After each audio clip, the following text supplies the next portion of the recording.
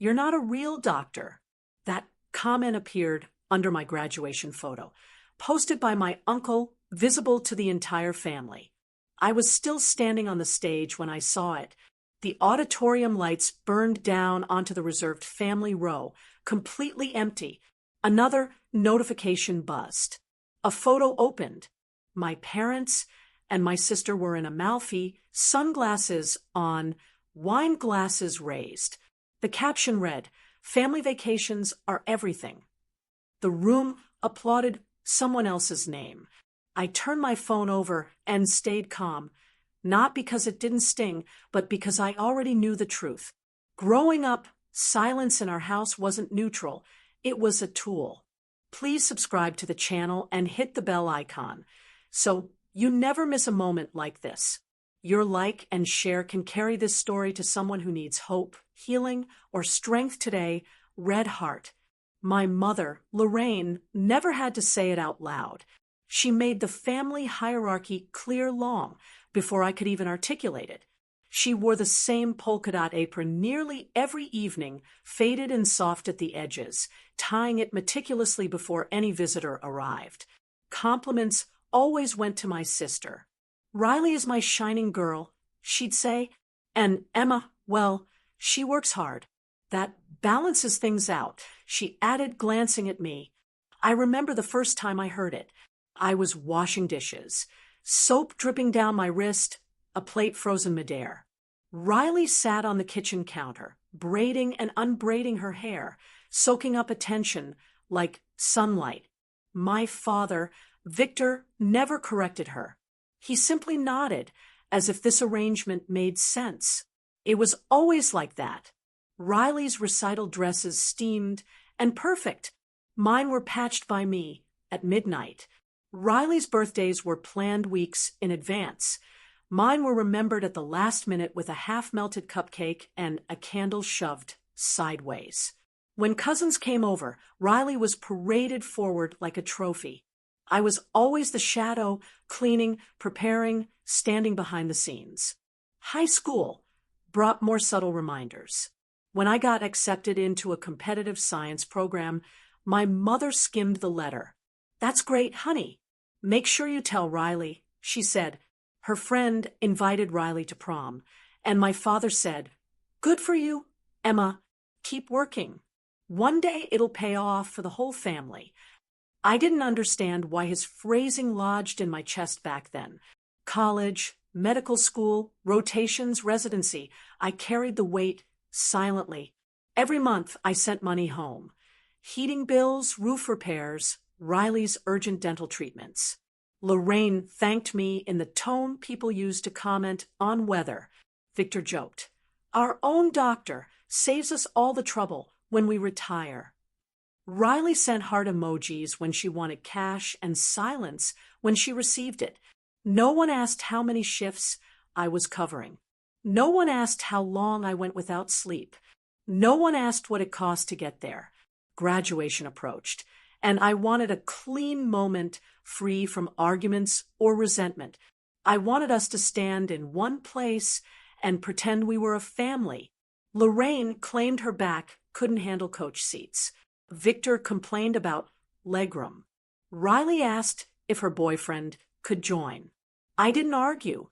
I bought business class tickets, $15,200, the most I had ever spent at once. I printed their itineraries on thick cardstock, slid them into envelopes I bought near the hospital. "You fly on the 7th, I wrote. Ceremony is the 9th. Dinner after.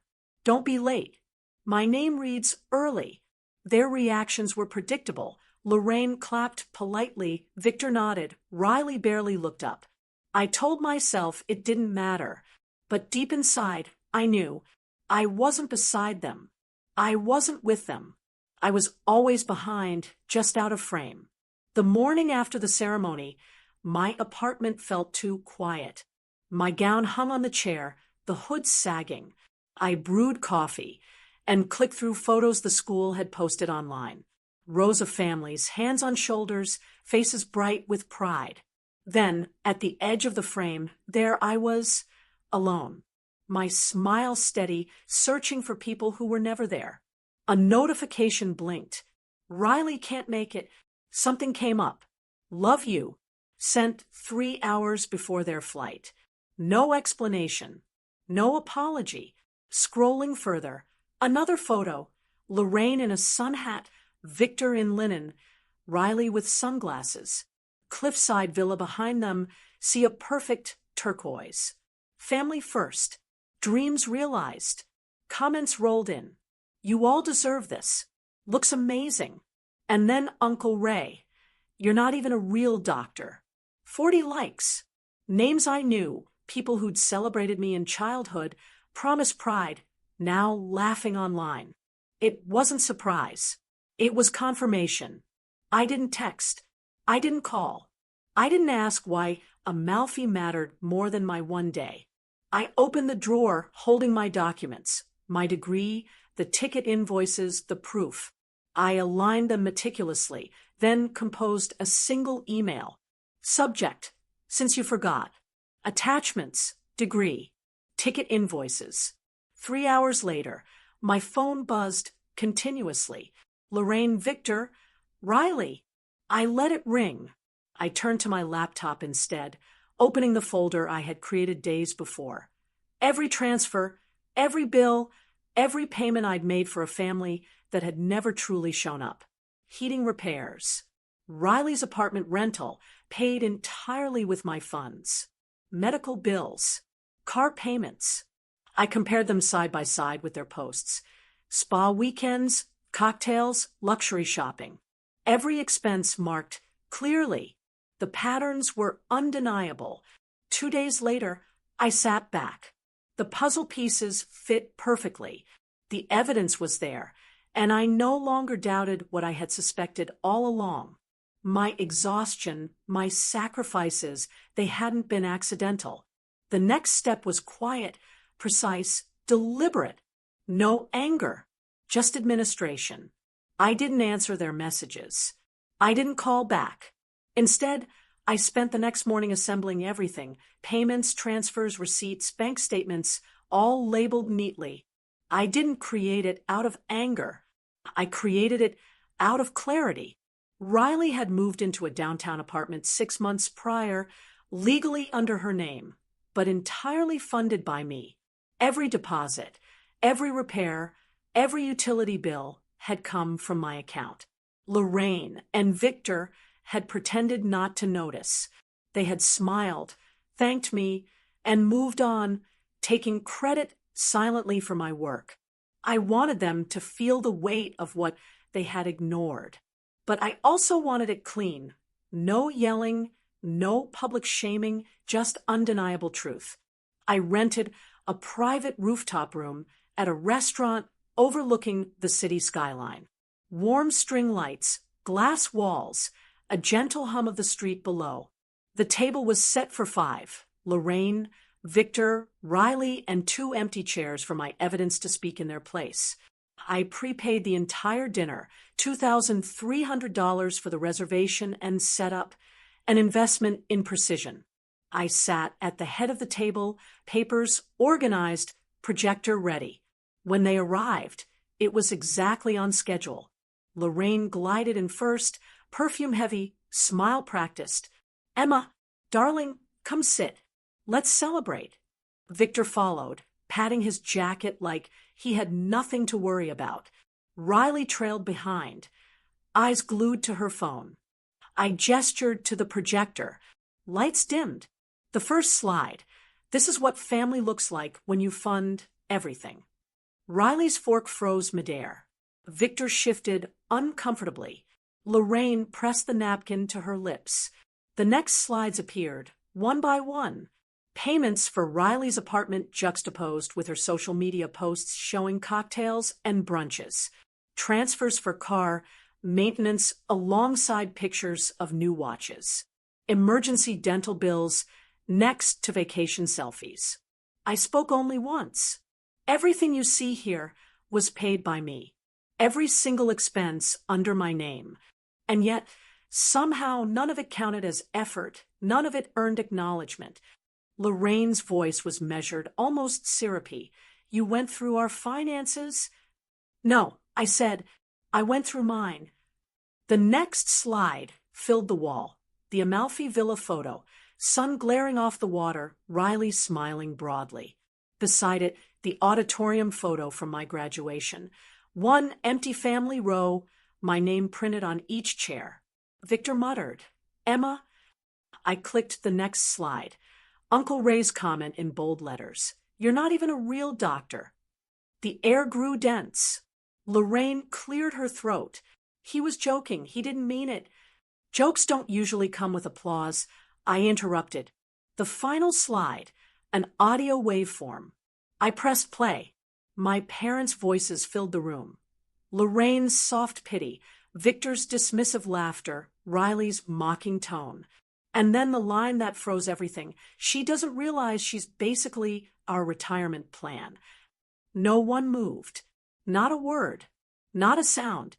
I leaned forward, calm. I didn't bring you here to argue. I brought you here to correct the record. I placed a folder in the center of the table. Neat, organized, undeniable. These are all the accounts, bills, and responsibilities tied to me that you have treated as yours. Utilities, transfers, my credit for Riley's apartment, everything. Riley's voice shook.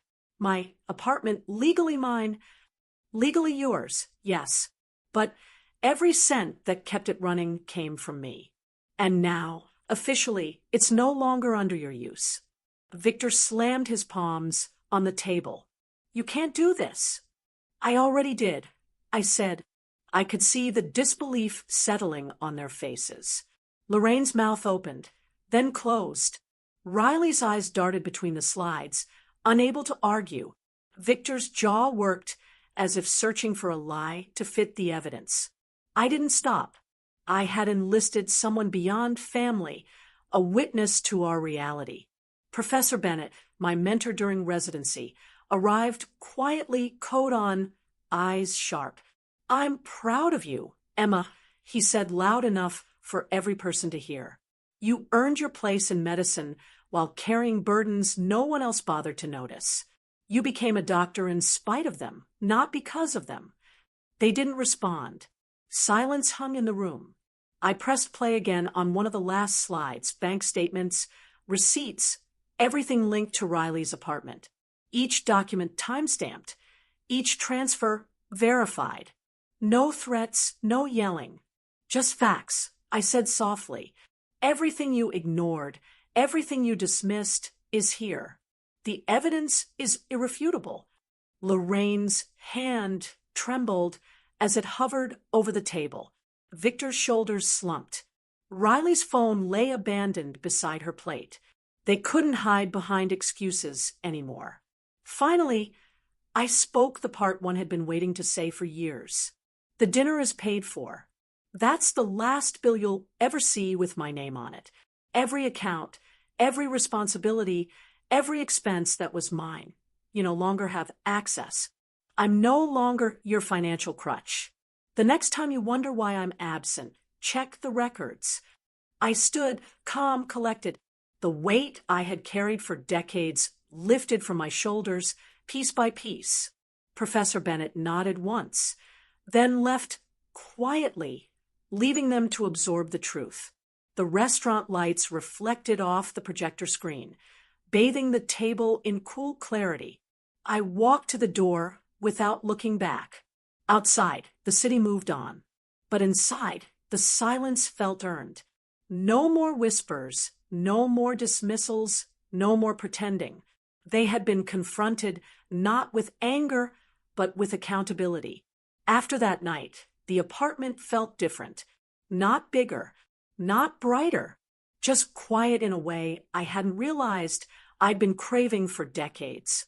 No buzzing phones demanding money. No urgent messages tied to bills that were never mine. No passive-aggressive notes about repairs I had already paid for. Just the hum of the refrigerator, the soft click of the heater settling into the walls, and the kind of silence that felt like breathing finally unencumbered. I unpacked slowly. One mug, 2 plates, a stack of textbooks. My degree, framed, leaned casually against the wall. It didn't need to hang to prove itself. I didn't rush. I wanted to experience the emptiness fully, to understand what living without being watched, weighed, and exploited felt like. Mornings became my sanctuary.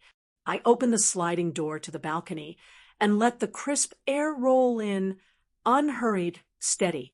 The small Japanese maple outside swayed with the breeze, each red leaf moving like a heartbeat.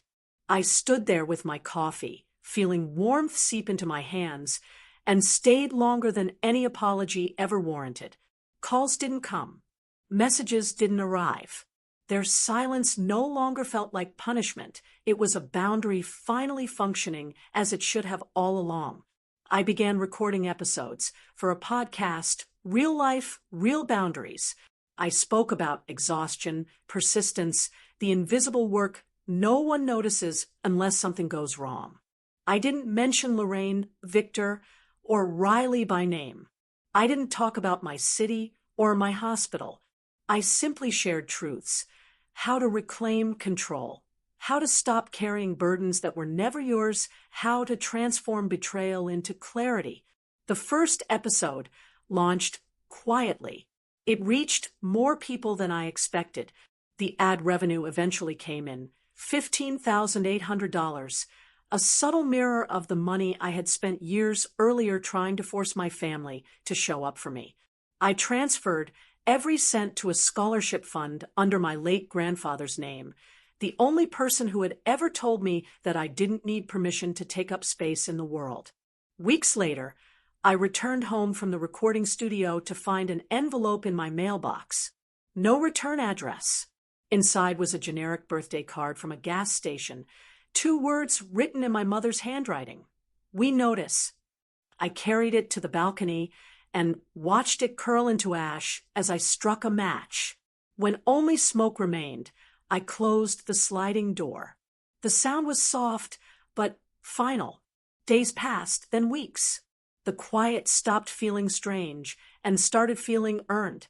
My mornings fell into rhythm. A cup of coffee, the rustle of the maple, the occasional song from the street below. I no longer checked for messages that never came, no longer waited for apologies disguised as demands. Boundaries, I realized, weren't walls meant to isolate. They were doorways, entrances to spaces where respect and dignity lived. For the first time in decades, I had one. Occasionally, I thought of Riley. I thought of the apartment that had been funded by me, of the vacations she took, the nights she slept unaware of my sacrifice. I didn't feel anger anymore. I felt clarity. My life was no longer a ledger for them to balance against their desires. One evening, as the sun dipped below the skyline, I scrolled through my podcast stats. Comments poured in from listeners who had been in situations like mine.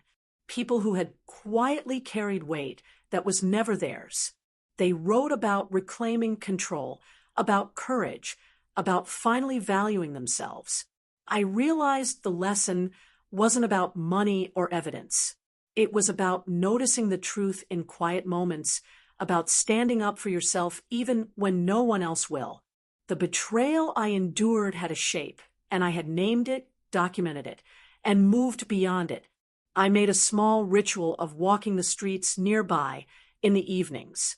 One night, a soft rain fell, drizzling over the pavement and the rooftops. I lifted my face to the sky, letting it wash over me. The maple's leaves shimmered, reflecting every droplet like tiny lanterns. I felt the weight I had carried for decades lift a little more. The emails stopped, the calls ceased, and the boundaries remained unbroken. My family existed now as a memory of patterns I had survived, not as an ongoing source of stress. I had transformed exhaustion into resilience, exploitation into awareness, and betrayal into clarity. I began mentoring younger students at my hospital, sharing lessons that extended beyond medicine. How to advocate for yourself, how to recognize subtle manipulation, and how to build a life that doesn't revolve around satisfying others at your own expense. One night, returning home after a long day at the clinic, I saw a reflection in the glass of the sliding door. A woman who had carried decades of weight, who had been unseen, undervalued, and dismissed, stood tall. My own reflection smiled back. I didn't need their validation anymore. Some boundaries are walls. Mine became a doorway, a place where I could let in what mattered and keep out what didn't. The moral isn't in revenge or punishment. It's in clarity, dignity, and self-respect. Sometimes the people who should show up won't. Sometimes the only way to reclaim your life is to cleanly, deliberately, and confidently remove yourself from exploitation. You don't need anger to do it. You need precision, courage, and a commitment to yourself. That is the freedom they never gave you, but that you can take. And that is exactly what I did.